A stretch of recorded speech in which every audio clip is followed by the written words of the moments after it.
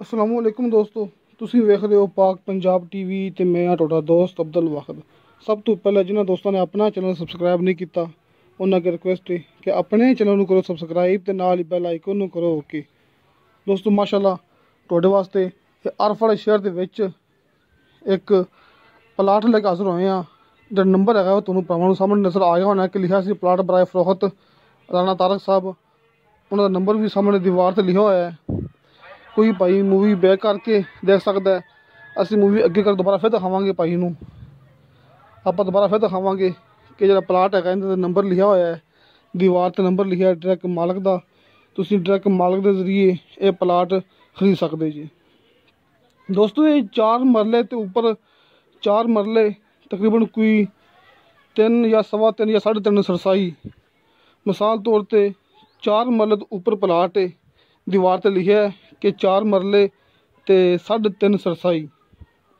ये माशाल्लाह प्लाट भरावां सामने नाल बड़ा वड्डा प्लाजा भी है जिहड़ा कि बड़ा मशहूर है आरफ वाला शहर।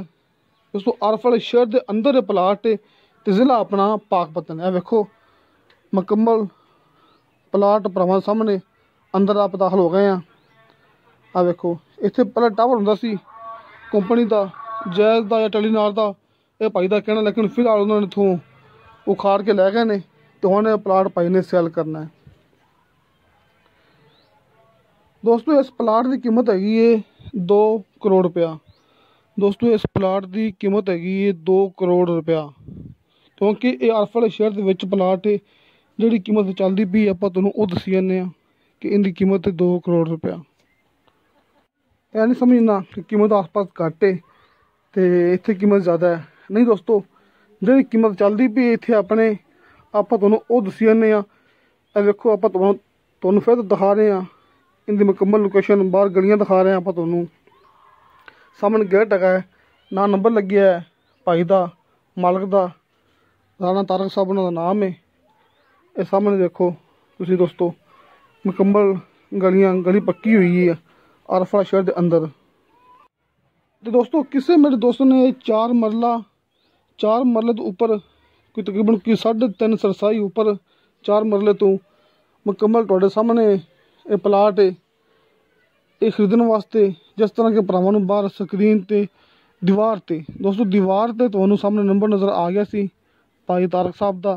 किसी दोस्त नूं नंबर समझ ना भी लगी हुई तो नंबर फिर भी मैं दे देंगा, किसी किस्म का कोई मसला नहीं गा। तुसीं कमेंटां च भी नंबर ले सकते हो या फिर जिहड़ा मेरा WhatsApp नंबर है हर मूवी की लग्या होंदा डिस्क्रिप्शन दे विच। मेरा WhatsApp नंबर हर मूवी की डिस्क्रिप्शन दे विच लग्या होंदा। तुसीं मेरे नाल कॉल करके तुसीं मेरे जरिए भी जिहड़ा प्लाट दे सकते जी। तुहानूं नंबर मैं मालक का भी दे देंगा, किसी किस्म का कोई मसला नहीं है। दोस्तों अपना शहर है ये अपना आरफ वाला शहर है जिथे प्लाट है। इत्थों जिहड़ा मेन रोड है वो थोड़ा जिहा है, मिसाल तो ये समझ लो कि तुसीं आधा किलोमीटर भी नहीं है। जिहड़ा मेन रोड है वो आधा किलोमीटर भी नहीं है। बाबर नगर रोड भी बिल्कुल करीब है तो जिहड़ा पाकपतन मुल्तान बुरा व्याड़ी रोड वो भी बिल्कुल करीब है इस प्लाट के। तो दोस्तों तुहानूं साडी वीडियो पसंद आवे साडी वीडियो लाइक तो शेयर जरूर करो तो अपने बेहतरीन जे कमेंट से लेके भेजो, क्योंकि मैं सिर्फ भरावां वास्ते मूवी लेके हासिल होना जिहड़ी कि ओरिजिनल होंदी है, अपनी गारंटी होंदी है। जिहड़ा अपना इलाका होंदी अपनी गारंटी होंदी है।